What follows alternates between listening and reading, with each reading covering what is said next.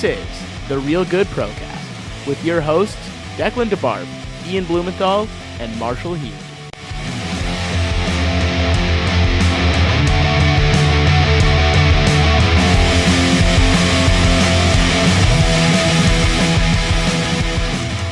Hello, everybody, and welcome back to the Real Good Procast. My name is Marshall Healy. Joining me, as always, Ian Blumenthal, What's up, everybody? Declan DeBarb, Howdy. and Seb will be joining us later. We're doing a little bit of a weird episode today. We're going to be previewing the Colonel By Classic, the upcoming hockey game between the Ottawa Gee-Gees and the Carleton Ravens for the men's hockey team.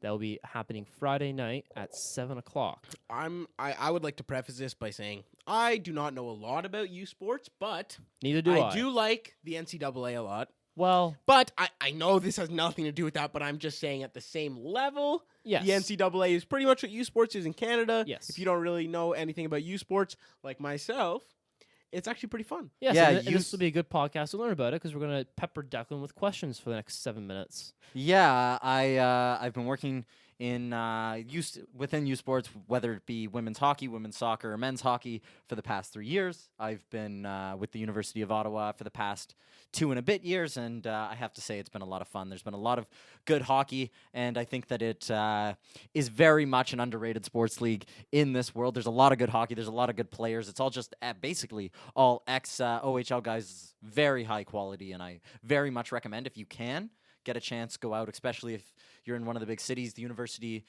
Ottawa has 2 fantastic teams, some great teams in Montreal, even better team in TR or Trois Rivières. Guelph has a nice team. Guelph is a pretty very much- good team. Pretty much the best teams right now, though, are in Ottawa or in Montreal. Yeah. So, Yeah, and Well, Toronto good for has us. Ryerson. yeah, but Ryerson's Ryerson. Yeah, Ryerson's beast. My dad went there. We don't need to plug it. We don't need to plug it. We don't need to plug that. Yeah, you don't need to plug Ryerson. So for the upcoming game, Declan, they split the season series last year, 2 games apiece, equal goals apiece. What can people expect for the game on Friday? yeah, like you said, they split the season series equally, and if you even look at goals, they split it equally. I think that these are 2 very good teams, 2 very high-powered teams. Carleton off to a red-hot start. They won their first 4, dropped 1 to Guelph in a game they were leading for most of it, and then won the next 6 straight, beating teams like McGill and Queens on the way as well. And until then, they then ran into a very hot Ottawa team who's playing their best hockey of the season right now, if I do say so myself. They got a little bit of a break off between a big loss to Ontario Tech, and then their game against TR was canceled due to power outage in at Le Coliseum. It's that building is a barn. It's a barn, literally a barn. I love barns, and it's so fun when you go in and everything's just like wood, and you're like, oh, wow, no glass, it's cage? Oh, my God, welcome to the 50s. Yeah, the cage I don't love, but I do like the old barns. Yeah, I do love the old barns, and you hop in the dressing room, and it's like 4 square feet. That sucks. But one thing I always liked is Tap, like the in benches- the dressing room, the and benches there's were one always- shower head in the bathroom that that's sucked. shared between 2 change rooms. but the I'm getting this benches so dead on right now. the benches were always like shorter than other ranks. So And the benches were too short? No, but like The short backup as in height. goalie. As in height, so Oh, you could yeah, jump yeah, over yeah. it. Like in Adam, you could jump over the bench, which you You're couldn't like, even oh, do. I'm so. When you would get in one of those rinks when you're Adam, you're like, oh, I'm Yeah. so cool. I can hop over the board. And then you do it in your face plants. Like I'm not doing that again. Yeah, because people back in the day didn't eat food, so they were also like 5'4". yeah, they just smoked cigarettes and like drank whiskey. like Who's saying they don't do that now? Still, This is an accurate representation of 1920. 1980s. What like the 70s? Every NHL player is just chain smoking and whiskey. that was forget Red Bull, forget coffee. That was the intermission snack. Just That's what I'm chopping saying. on darts. You know how like you can't leave the arena and come back in like once you're in? Like back then you could leave the arena and come back in. You could just smoke in the Yeah, just I was smoke going to say, you inside. don't need to. There was a haze over the whole arena. Sometimes you couldn't even see the scoreboard, so there was so much smoke. No, but the guys on the bench are hacking darts. They get mad when they work too hard and it falls out of their mouth. They're like, "Oh, my dart went out." yeah, but as I was saying, these are 2 programs that are running hot. Carleton went all the way to the bronze medal game last year where they beat Western, and Ottawa knocked out against Queens in one of the best games of hockey I think I have ever seen. That one finished 6-5. An unreal goal scored by JF JF Plant, where he sauced that puck into Jacob Sweeney at the back post, and he hit it out of midair. It was a fantastic goal. So very good hockey on display, and I think they played the other night. Ottawa walked away with a 2-1 victory against a very good Carleton Ravens team. That one was won late on. It was a chippy game. It was one that brought a lot of speed and intensity, a lot of uninterrupted play. So I expect a good one. Yep, and and we talked about in the interview how these teams are kind of flipped from last year, where Ottawa was the better team, and now Carleton is the better team at 10-2 when Ottawa was 11-1 last year at this point, or 10-1. I think they only lost one game at this point. Yeah, they had only dropped a game 2 weekends previous on shootout to the Brock Badgers, which is crazy. Like great records. Who's is the player that you're most excited to see this week or on Friday night on either team or on each team respectively? Sorry. So I'm gonna use a cop-out answer here, and for the University of Ottawa, which I'll get into a little bit later, it's a defensive pairing that I've been completely flabbergasted with this whole season. They've been fantastic in Nicholas Mattinen and Dom Cormier. Cormier 6 assists, 2 goals this year, including a big point against McGill the other week. He's and both of them are new faces. Nicholas Mattinen actually bringing it back full circle to this podcast. An ex-Leafs draft pick, drafted in the 6th round. Everything relates back to the Leafs. Every single thing. That's our contractual obligation. Yes. We don't have any contracts, but if we did, that would be the obligation. No. We do just between ourselves. Is everything has to relate back to the Leafs. Back to the Leafs or the Edmonton Oilers, one of the other. Or no, sorry, McDavid. 1 for 1. Yeah, 1 for 1. But Nicholas Mattinen, he stands at 6'5", but he's not the traditional defenseman you would expect. He actually got the game-winning goal against Carleton the other night. He was down below the hash marks. He tapped that one in. Right? I was about to ask if it was a clap bomb, because a 6'5" guy, or 6'6"? 6'5". 6'5" guy usually has a clap bomb. And when you're on a defender and you score a goal, it's usually a clap bomb. Believe me, Nicholas Mattinen has a bomb, but it was down below. It was down below the circles. He jumps up in the rush so often, and I think that's something that teams should expect going forward from Nicholas Mattinen. I really think that the line combination of Dom Cormier and Nicholas Mattinen will lead the Gee-Gees forward in a number of years as the program's getting on now. This is the 4th year back since it was reinstated, and a lot of the guys are in their 4th year, so we'll see if they elect to come back. But on the other end, for Carleton, we talked about it in the interview that'll come up in just a little bit with Stuart, the play-by-play over at Carleton, and he mentioned Brogan O'Brien, who's one of the best players on Carleton, and he mentioned goal scoring by committee. He has 8 goals now, scored last night against Ottawa. But the player that I'd watch out for is Barbarous. He's a player who plays on the back end, and he's not one of the most highly rated players, but he's always out there chipping in. He's a good player who gets the puck from point A to point B, a power play guy who picks up some points sometimes, so I'd watch out for him. What is your what do you think is going to be the difference in the game, whether it be a certain team's power play, a certain team's defensive prowess? Like what is the one X factor for this game? I would call it chippiness. Carleton is a team that plays a very rough and tumble style. They like to get under your skin, and a perfect player that exemplifies that is Darian Skio. He currently leads the OUA in penalty minutes, so he's a rough and tumble guy, or in the words of Brian Burke, truculent. He's a very truculent guy. He likes to take you into the corners. He finishes every single check, and sometimes he gets burned for it, and as I mentioned, 49 penalty minutes on the year, the most in the OUA. But he's also a very effective player, and we saw a couple of scuffles break out the other night when the Gee-Gees took on the Ravens for the first time this season.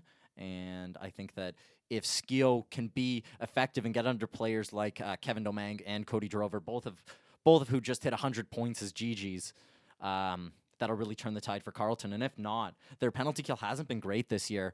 They were 1 for 3 against McGill the other night in a game that they ultimately won 6-4, but it's a troubling statistic.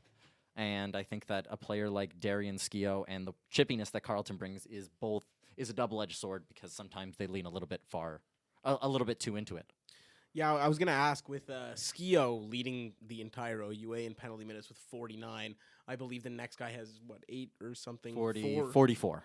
44, which is 5 penalty minutes less, which isn't much. And I would expect most of these, which when I hear that number, I'm expecting a lot of major penalties and a lot of fights. But what you were telling me earlier is that it's a lot more cross-checking and minor penalties like roughing or cross-checking. How are you going to find a way to kind of negate those those minor penalties where teams really give a lot more leeway for a guy to get a 5-minute major to fight somebody because they're really sticking up for someone on their team or something? But when you're getting a lot of 2-minute penalties like cross-checking and stuff, it leaves your team shorthanded a lot. How do you think Carleton's going to fix this? And they're 10-2, which I don't know if you really need to fix a 10-2 record, but going forward, it's really hard to go through games being shorthanded all that time. Yeah, and I mean, there's no fighting in the OUA, so it's not 5-minute majors. It would be the misconducts where you're sitting in the box for 10 minutes and somebody else has to go serve your penalty, which Skio has done a couple of times. He's a hot-headed player. But as I said, Carleton is a team that plays on the edge, and sometimes it burns them. Sean Van Allen, the coach of the Carleton Ravens, has also mentioned that this is how he wants his team to play. He wants them to play with an edge, and they're players who play with a chip on their shoulder. A player that they lost this year in Jake Smith was also another player who plays on the edge, and they do a good job of getting under their skin. And I think that, you don't want to be shorthanded all the time as they have a bang average penalty kill. I think it's seventh or eighth after last night, and the Gee-Gees have a power play that can really burn you. They have a lot of fantastic players. I already mentioned Kevin Domingue and Cody Drover, but someone who gets lost in the mix is a player like Brennan Jacome, solid 200-foot player, but also has a wicked shot who can beat you topside regardless. And I think Grammett Bauer will need to be good once again. He's been good all season, the Carleton netminder. All right, so, and lastly, real quick, what is your prediction for the game? Who will win by what? That's a really tough one, and we already mentioned it. It's looking a lot like the script has been flipped from last year where Carleton and Ottawa played the Colonel By Classic. Carleton obviously walks away with that one, handing the team from Ottawa their second loss of the season, and then going on and winning the next game in regulation. So I think, and I'm going to not try and be a homer here, but I do think that the University of Ottawa will walk away from this one. I think this go to Carleton. What do you mean homer? Just because you worked at U Ottawa doesn't mean you're a U Ottawa guy. You're still a Carleton guy. Stop saying You're literally U Ottawa. All you've been saying is like, I've been working with U Ottawa. You still go to Carleton. I just want everyone to know it. He goes to Carleton University. Not only does he go there, he's wearing a Ravens shirt right now. Like all you're saying is U Ottawa. Dude, Ravens all day, baby. Ravens all day. Let's go. Let's go. I think that regardless, it'll be a 1-goal game. Overtime? It went to the shootout last year. It was a goal in. Ooh. It was a goal with a minute. That's not the boo to the game. It's a boo to the shootout. Yes. As a thing. I respect that boo. But it was a game that went to shootout. There was a goal scored in the with a minute and 20 seconds left. It was Jake Smith, who we just mentioned. And I think that if both teams really bring their A game, this one won't be split up by that much. But I think Ottawa will win 3-2. All right. Well, I hope you're wrong. Yeah, me too. All right. Screw you. All right, so now we're going to go to an interview we had earlier with Stuart Miller Davis, play-by-play man for Carleton Raven men's hockey team. And later we're going to have another interview with a player from the Ottawa Gee-Gees. So stick around for that, and here's the interview with Davis. Hello, everyone, and welcome to a special interview that we have planned today for the Real Good Procast. My name, Declan DeBarb, Marshall Keeley, and Ian Blumenthal, as always. But joining me, special guest Stuart Miller Davies. Thank you so much for joining us, Stuart. Happy to be on.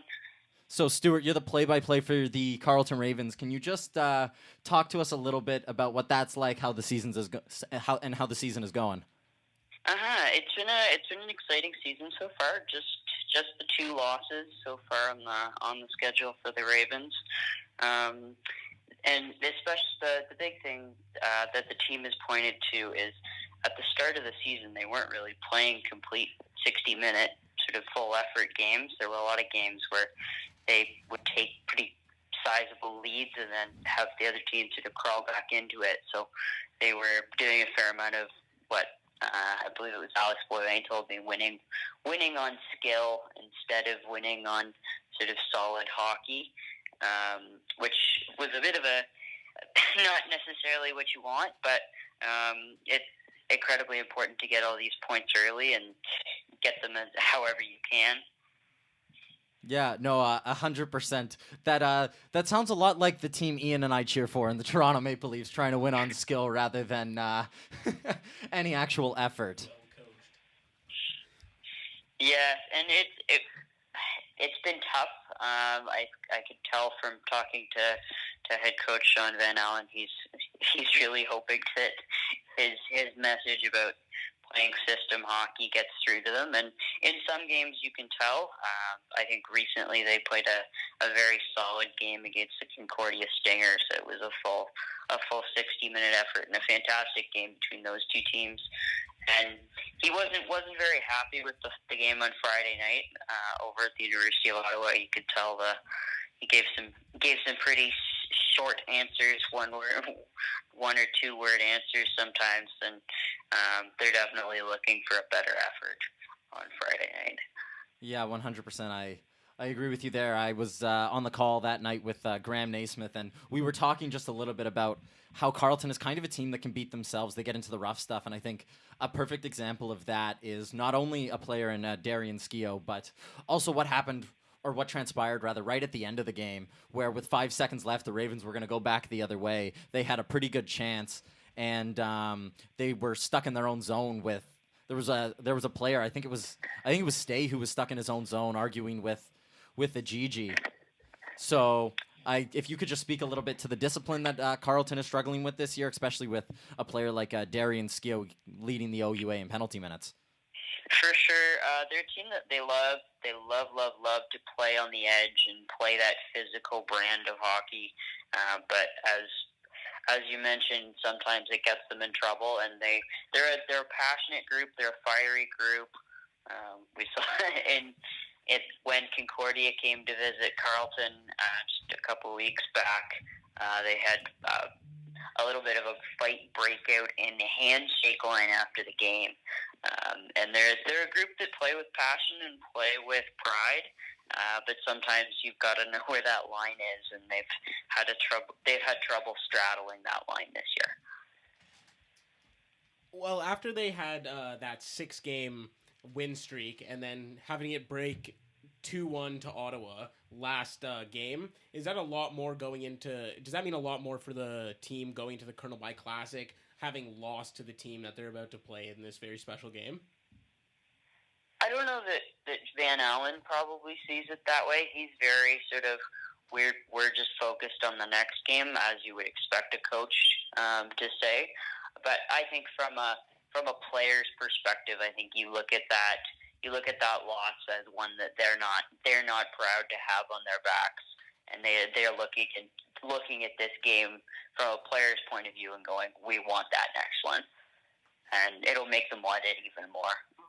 Yeah, a lot of fight always between these two teams. Last year, they split the season series 2-2, and if you actually look at the goals scored, they'd actually finished 12-12, so not a lot that really split those two teams. And I think that really speaks to the brand of hockey we saw last night. It was a very low event game where both teams really went for it, but ultimately neither goalie really had to work. And it was I think it was a game where it really came down to the wire, and you saw that especially with Nicholas Mattinen of the University of Ottawa scoring with, I think it was like 6 minutes and 38 seconds left to go in that game, and then the Gee-Gees shut it down. Carleton tried to come back the other way, but really couldn't. And if we look back to last year, where the Gee-Gees came in on a very similar record, they'd only lost one time before playing Carleton before the Colonel By Classic. Then Carleton shows up, plays arguably one of the best games of hockey I'd seen in a long time down at TD Place. That one, the Ravens emerged 4-3 victors in the shootout, and it was a hard-fought game. Chances at both ends. Discipline really played a factor in that one. And then they went back to the University of Ottawa for the next game, and it was the first game that the University of Ottawa actually lost in regulation. Do you feel like the script is really flipped here, where it's Ottawa a little lower in the standings where they shouldn't be, and Carleton currently flying high, and this could be maybe a turning point for both seasons? It looks very similar when you look at records and sort of where these two teams are similar, but flip the script. As you sort of mentioned, Carleton sort of coming in as the top team with only 2 losses, and both those losses coming with just a goal. They'd only had 1 goal in their loss previously in the season, and only lost to Ottawa by one on Sunday. And for the University of Ottawa, I think that you can really gain a lot of momentum from winning that Colonel By Classic. It just gives you that much pride to know that you won that big game that is one of the best attended hockey games in the OUA every year, and to win it in front of an excited crowd rather, it's a big moment for them. And I thought that it really sort of got Carleton's season going last year to win it. They had sort of ho-hummed throughout the start of the first couple of weeks of the season, and then I felt that they really picked up after that heavily emotional win. They scored that tying goal with, like, I forget, it was like something like 45 seconds left. I was there writing last year, and I'd already had a game recap ready to go. Was about to send it off. Was just sort of making checks to the editing, and was like, oh no, Carleton just scored another goal. We're going to overtime. This is going to be a whole different recap now. Yeah, I remember Graham and I losing it a bit in the box. It was definitely a crazy game, and I urge anybody who does have the opportunity to head down.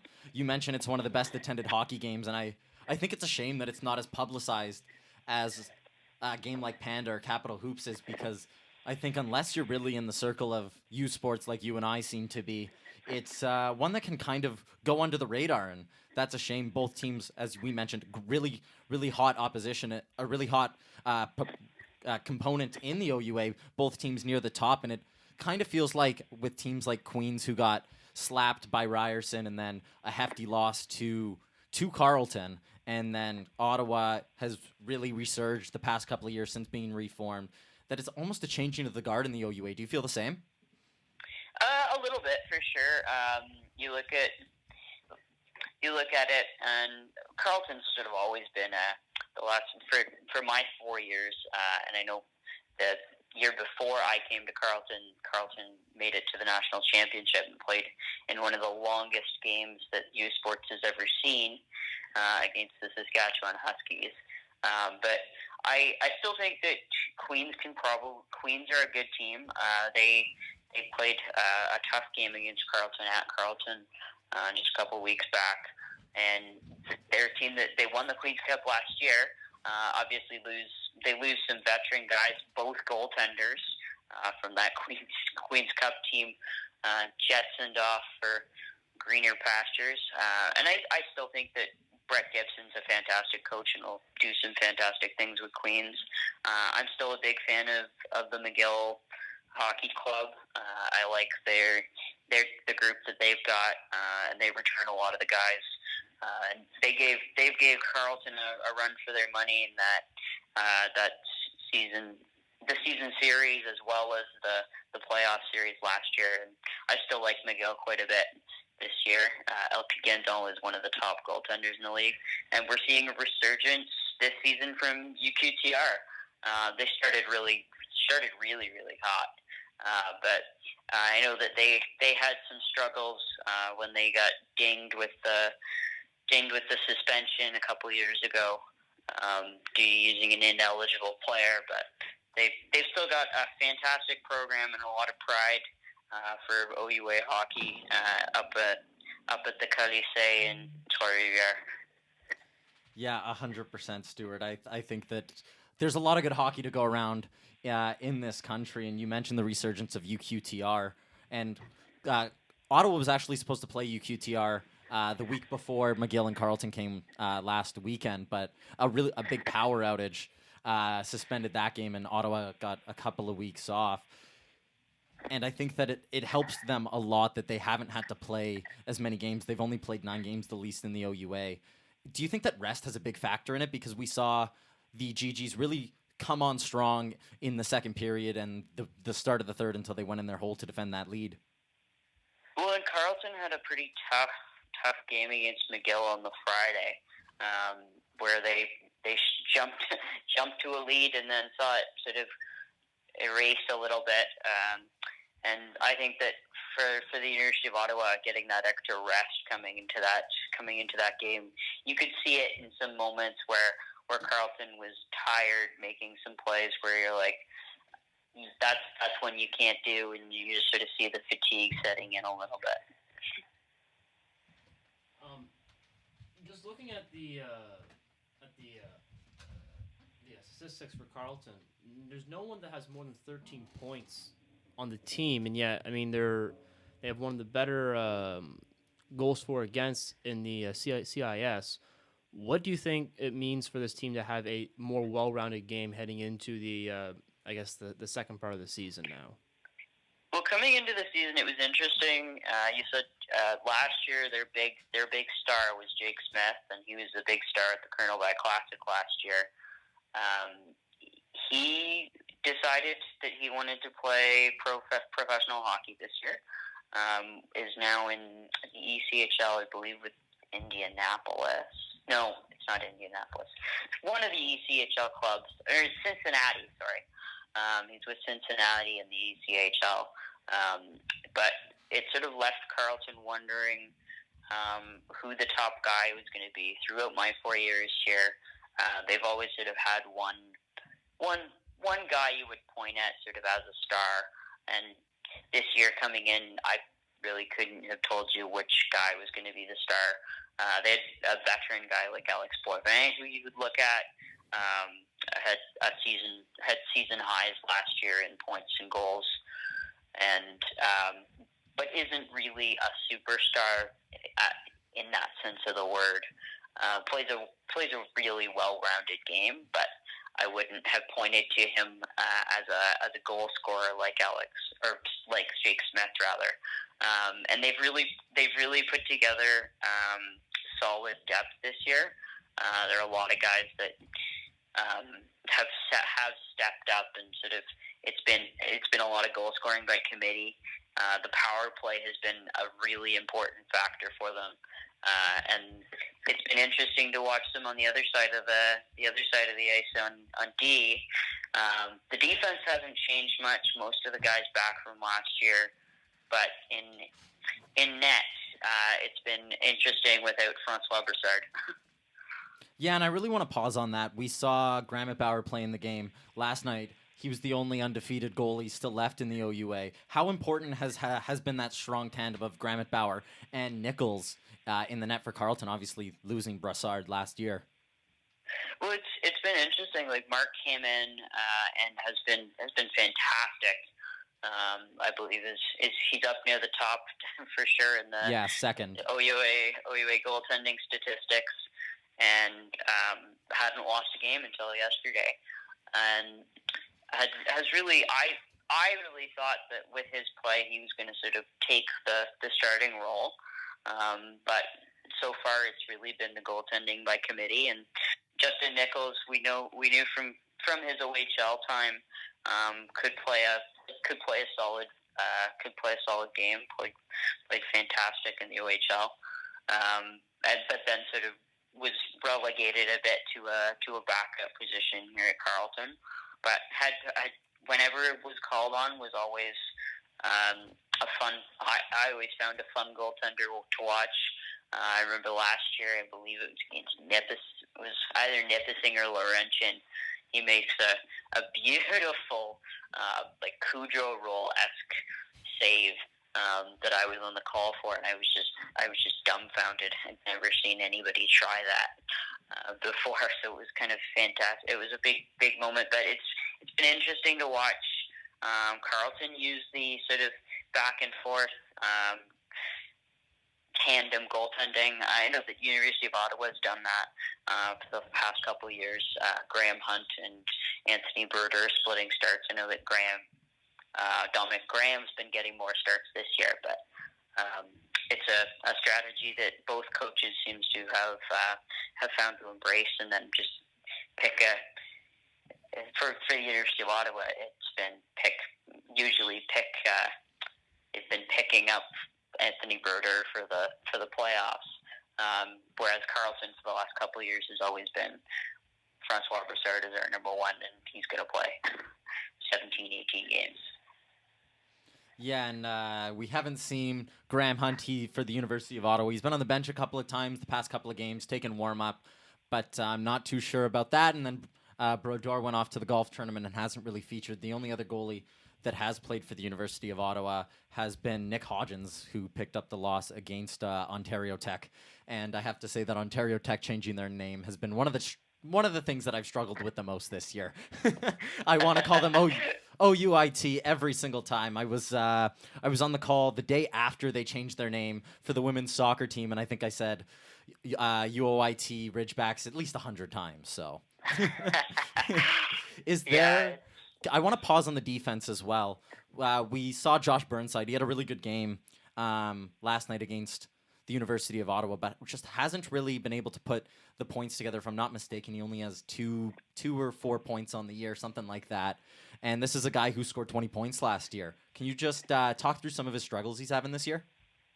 He hasn't been shooting the puck as much as last year. I thought that they were really using him as more of a focal point to shoot the puck and then look for tips. This year he's been more of a pass first guy, and he's had a bit of a slow start for sure. They've rotated him around partners a little bit. Last year it was sort of they spent the first half of the year rotating partners, and then in the second half of the season it was Josh Burnside and CJ Garcia for the whole second half of the season. And I think that stability of having one partner was really important for him, especially it's in a way it's almost like the Brent Burns type. He loves to rush the puck, and then had sort of CJ Garcia, who's more of a stay-at-home traditional defenseman. It reminded me kind of the years where Brent Burns had Paul Martin as a partner, where Paul Martin would just sort of stay back and go let Burns do his thing. Burnside has done a bunch of playing with Evan DeHaan this year, and Evan DeHaan's another guy who likes to rush the puck, and so they haven't really found that dynamic of a stable partnership for the guys yet. For the game on Saturday, is there one player in particular that you think could have a standout game or can make an impact that maybe has not been doing so in the past couple games or did not do so against Ottawa a couple days ago? Somebody who I've been a huge fan of since they picked him up. I have really enjoyed watching Matt Forchuk. He's a player who came from Quinnipiac in the NCAA and has been sort of in and out of the lineup a bit last year.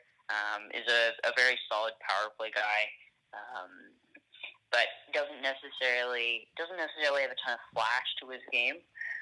But he's a really solid player who plays in the sort of second, third line. That I just love lots of elements of his game.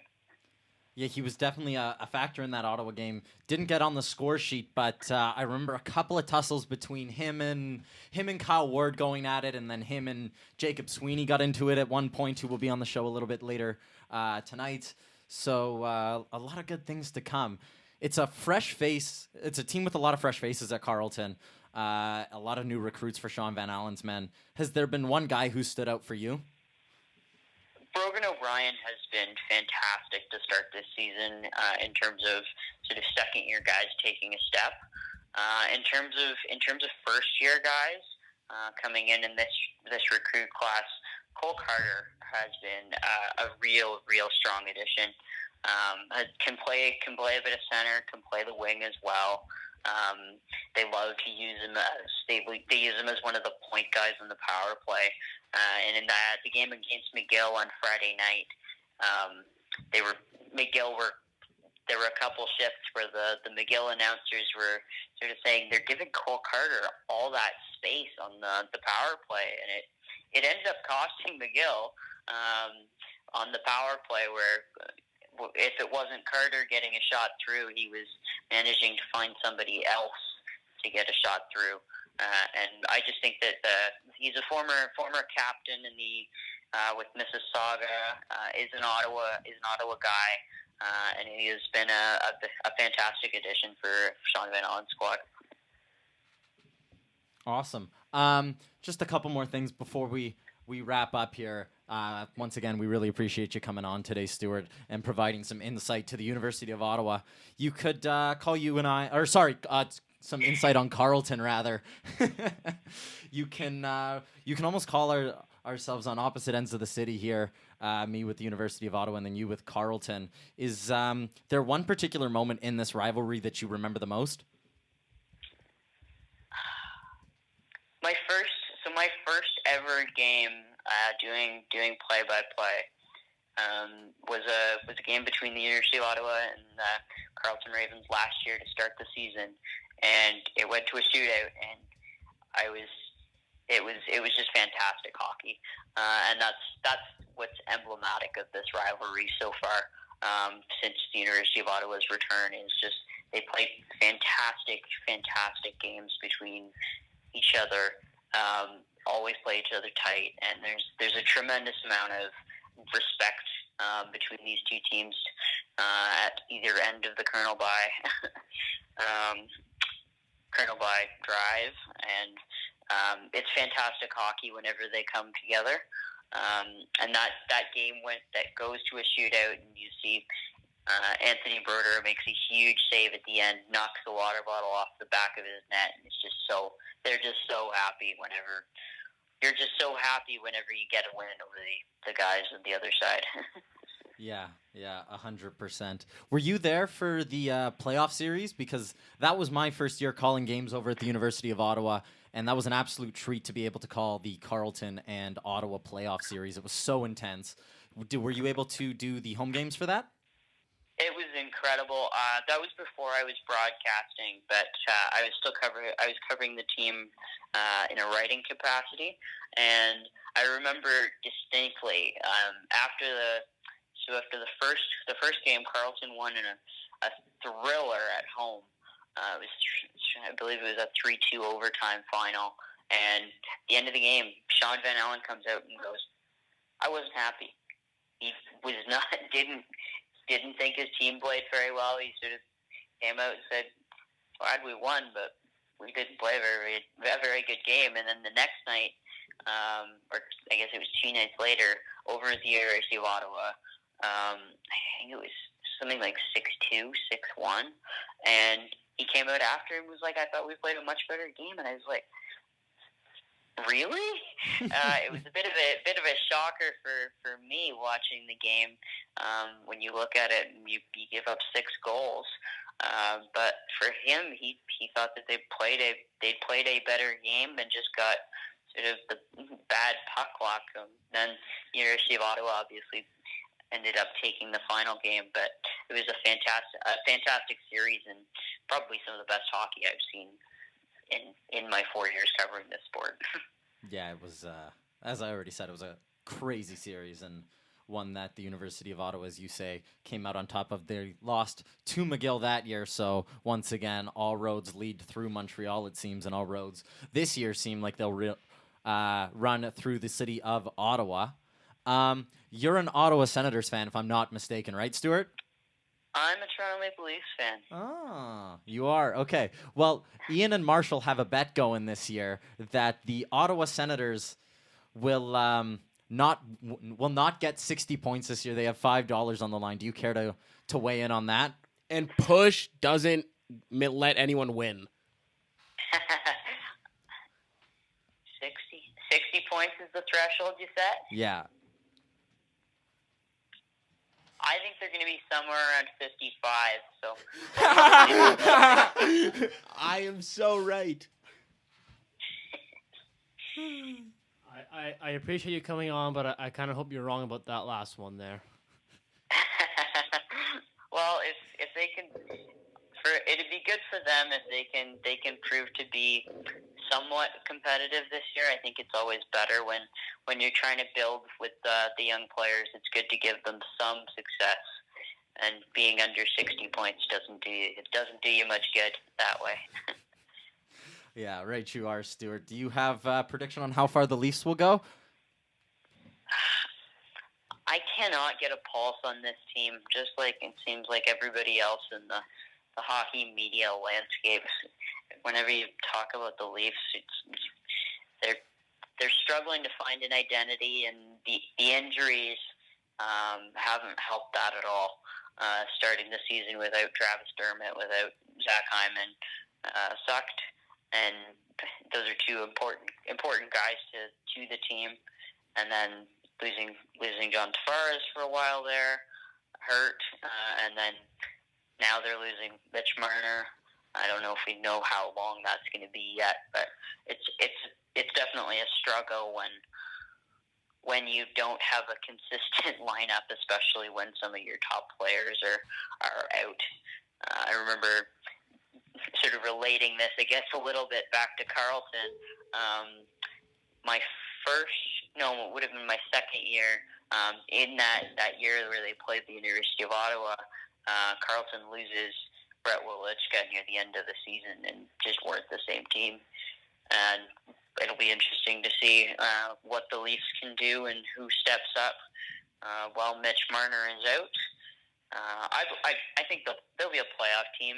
It's just a question of where they end up in the final standings. Yeah, fingers crossed it's past Boston, right? Maybe to be better if they end up as a wild card and avoid Boston, play Washington maybe. Well, the way Tampa's playing, they won't have to play Tampa. Well, Tampa's maybe have found their groove a little bit. They've won the last couple games in a row. We'll have to see. Do you have, just lastly, a score prediction for the Colonel By Classic? Score predictions. Or are you not a man who believes in score predictions? I don't love giving predictions, but I'm gonna go 4-2, and it could go 4-2 either way. Very non-committal right there. Well, thank you so much, Stuart. I really do appreciate it. And you're on the call on Friday for this game? I will be on the call on OUA TV, joining Akshay Ghosh, who's been my partner for the last 2 seasons. And we'll have the broadcast on Friday night from TD Place. We'll have so much fun, man. It's a great atmosphere. Just to let everyone know, where can you catch the broadcast? It'll be on OUA TV, which is, I guess it's technically like YAR TV something now. And you have to make a free account in order to watch that now. But it is free. You just have to enter your email, create a password, and then it'll be, I believe it'll just be under the men's hockey tab, and it'll be the University of Ottawa versus the Carleton Ravens. Yeah, that puck drop getting underway at 7 o'clock, if I'm not mistaken. Yes, I'm pretty sure it's a 7 p.m. start. Yeah, so once again, thank you so much, Stuart, for coming on. It's been a pleasure. We'll have to have you back on one time. We can just dish and sit in our sorrow about our dreadful, dreadful team, eh? Yeah, hopefully they figure it out. Fingers crossed. Fingers crossed. Okay, thanks so much, Stuart. Good luck on the call, man. Thank you very much, and I was happy to join you guys today. See ya. All right, so we want to thank Stuart again for coming on and talk about the Ravens season and to help us preview the upcoming game on Friday. I know I said it was on Saturday in the interview, but like I do many times, I screwed up. So now we're going to go to another interview that we did earlier in the day, this one with Jacob Sweeney, a defenseman for the Ottawa Gee-Gees men's hockey team. Welcome back, and just joining us now is Jacob Sweeney of the University of Ottawa, defenseman number 4, a senior player and a defensively stout player, if I might add. Jacob, how are you doing tonight? Good. Just getting ready for class, pretty much. How about you guys? We're all right. Did a interview a little bit earlier in the day. Very excited for what should be a very good game this weekend, this Friday, rather. And you guys played Carleton, just diving right into things here, a couple of nights ago. Can you just tell us a little bit about how it felt to beat your crosstown rivals in what was a very good game? I think that was a great hockey game through and through. There was a lot of penalties, which influenced the game and a lot of momentum swings. But anytime you can beat a rival like that at your home rink, especially preparing for what is one of our biggest games of the year, there's no sugarcoating that. It was a good stepping stone for sure. And it was us getting on the right track after having a couple rough weekends. Yeah, and you mentioned the rough weekends. Not ideal, especially considering how good you guys were last year. Do you think it just took a little while for a lot of the new guys to bet in? There was a bunch of new guys joining the locker room this year. I don't know if that was the factor more than just some bad bounces. We were playing some decent hockey, but we weren't stringing together full periods, so we'd get I think we lost one of our games 3-2, and we had 57 shots. Yeah, the McGill game, something like that. There's a couple games that have been like that where we're shooting more than twice on the opponent's net than they're on us, and we're just not coming with the win. So I think that we're just growing as a team. Really, it's been a process, and everyone's kind of learning their roles and where they fit in. And I think we are on the right track, regardless of what our record is right now. Yeah, well, coming into this Colonel By Classic, as we talked about on the other interview, the script kind of flipped this year, where Carleton's off to the 10-2 start, and Ottawa's just 6-3 is still a pretty great record, a 6.66 win percentage. Nothing wrong with that. Do you prefer as a player coming in with that kind of underdog role? I know you guys beat them last game, but coming in as third instead of first where Carleton is that underdog role a thing that you like to come into a game with? And does that help your game just as that chippiness level? I think it's a good change of scenery for a lot of the guys, because we hadn't been underdogs since our first year, really, because we built that program from the ground up and had a lot of success early. So we've been kind of used to being at the top. So I think it's good adversity, especially early on in the season, where we haven't played a lot of games. When you look at the standings, we have at least 2 games less than anyone else, especially ahead of us. So I think that there's a lot of time left, and it's a longer season than people think. 28 games, it doesn't seem like a lot compared to major junior, but with school and everything, it is a long season. There's a process to it. Yeah, right, you are. And now in your 4th year with the program, how have you seen it develop since its reinstatement back in 16-17? I think that they've stuck to their core values, and that was bringing good people, good students who played the game of hockey the way that they wanted to be played. Coach Pat and even Sully now, who handle a lot of the recruiting, or Brent Sullivan, they are really big advocates on getting good people to establish a good program, and I think that was needed with the whole scandal that had happened and the reason why the program had gone under. But they've stuck to the game plan, and that's what's made them successful. And how was it like in the dressing room? Obviously, Cody Drover got his 100th point as a GG, one of him and Domingue both in the same weekend to get 100 points, and they've been with the program since the very inception. How did it feel for those guys?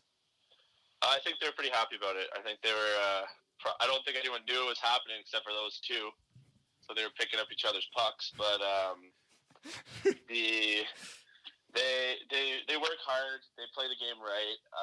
Dingo has, if you look at, I think the story on him was he was a last-minute commit in our first year where they didn't have enough guys, and then he came in, he filled a role, and then got an opportunity, and he seized it, and ever since he's been doing really well. So it's a pretty good feel-good story, especially for guys like Pat, who in first year they had to take chances on a lot of guys that they weren't entirely sure of. Dingo, having played in the AJHL his last year, I don't think they got to see him play very much, but it was a risk that they took, and it panned out. Cody Drover, I had the chance to play with him in juniors for a short stint that he had at the Wildcats, and we've been pretty good friends ever since, and him coming here was probably one of the reasons, or him being committed here was one of the reasons why I came as well. Just seeing him, he was playing in Dieppe, which is in Moncton, and I think for those two guys, they stepped up and seized their opportunity, and that's it's been going on for 4 years now. And what a story it was, or it is rather. So, like, just bringing things back now and reframing it just on the question of the Colonel By Classic. Last year, it was an absolute thriller of a game, but it finished the wrong scoreline for you guys of 4-3 in the shootout. Can you just talk about how much that game changed your season? Obviously, you went on to lose the next one in regulation, the first one in regulation, to the Carleton Ravens next week, and we already touched on it, how it's a little bit of like flipping the script, and if you're going to bring any motivation into this week this week's game because of the scoreline in the last year's game. I think maturity brings a lot to the table, where it's not really we're trying to get revenge for last year. It's the fact that a lot of us have been there. It's our fourth year now. We've watched this whole event grow, and I think it's, at the end of the day, it's the same amount of players trying to shoot the same puck in the net. So I think if we stick to what we've been doing right, then we'll have a good chance to win. It's the older that I get, the more that I see is hockey is a mentality of how you approach it, because your skills are always there. So I think that we will figure it out, and should be a really good game on Friday night. What do you think is going to be the most important part of your team's game to help you guys beat Carleton this week? What we struggled with the most is, one, scoring goals this year. We have not been as productive as we have been in the past, and considering our lineup, that is kind of shocking. But one will be obviously to score more goals than the other team, but I think just playing a full 60 minutes. We have yet to really do that. We've had games where we might have played 54 or 56, but we have not come out with a full effort where we show how much of a powerhouse we can be as a hockey team. So I think that will be the biggest factor in that game. And just to give the listeners an idea, for maybe who aren't as familiar with the OUA, what are the similarities and differences between something like the Q and then the OUA in terms of playing style, the schedule, stuff like that? Less hockey, for sure. I have gone out on a limb and said this multiple times, and I think in all, the OUA, the good teams are a lot better than pretty much any OHL team. You do have those top end guys that'll play in the NHL, but depth wise, I'd say around 65 to 70% of the team played in the OHL or the Q. And we're talking about 200-300 games for some of the guys. So everyone has experienced that. I'd say the top end players, there's a difference when you look at guys like Lafreniere and all those big names. But all in all, I would say coming to watch Carleton and Ottawa U on Friday night would be a better hockey game than watching 67's game. But that is obviously a biased opinion by me. So. Yeah, I don't know. There's been a lot of very good hockey games played at the U Sports level, and when you consider guys like Penny, who we just saw, and McGill at the University of Ottawa, and then Agard, who's tearing it up for Guelph, I fully agree with you right there, Jacob. I think that's a lot held who actually watch U Sports on a regular basis, and how it really is the forgotten gem of Canadian hockey. Yeah, and we actually were talking about this in one of my classes about the low attendance rates, and it's kind of sad because when you look at it in perspective, I think we're 50,000 students, give or take, at Ottawa U, and sometimes we have 150 people at our games, and there's a lot going on in the capital city, and even the Sens struggle to get people out at their games, but I just can't see how people wouldn't just give it a chance, because I think once you come watch a game or two, you see the high pace, how hard the guys work and all that, and the life of student athlete is not hard, so it's not easy. So there's a lot of factors, and I think the product is still very, very good. Yeah, no, 100%. And as a defenseman, you are one who has scored a lot of points in the past, and I very much lost my mind when you scored that goal that JF Plant sauced all the way over to you at the back post, and then you hit it out of midair last year in the 6-5 Queens game that ended it all in the playoffs for you. Is that the best goal that you've scored in your entire career, you think? If that were to happen 99 more times, I don't think I'd be able to do it. So I don't even think I saw the puck really. It just kind of happened where I drove the net, saw it at the last second, and out of midair. If you watch the play again, I must have watched it 25 times. I still don't know how I did it, so I'm going to have to go with that being my best goal of all time. Yeah, like I said, in the commentary booth, I think I ruined that call for Graham because I was screaming at the top of my lungs. It was a fantastic goal. Just one last thing before we let you go on with the rest of your night. You mentioned you had a class. Is there one aspect that comes out in these rivalry games that push you on even further and just make you want to beat Carleton even more? And what do you expect the game to be like? Well, Ottawa it's a big enough city, but it is really small. So you do see those guys out and about, whether you be out for a drink or having a meal somewhere.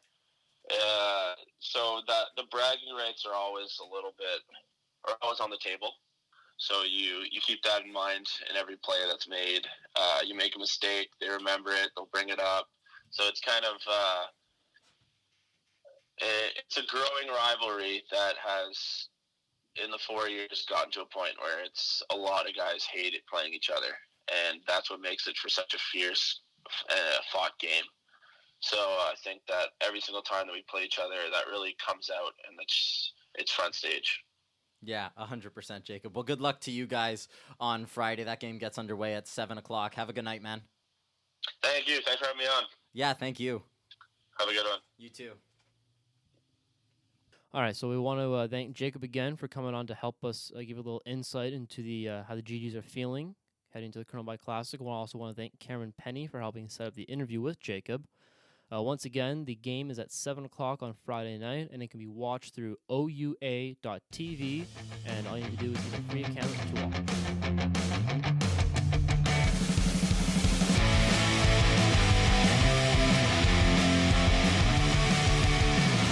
Follow your hosts on Twitter at DeBarp14, at Ian_Blumenthal, and at Marshall Healy. Don't forget to follow the podcast at Real Good Procast.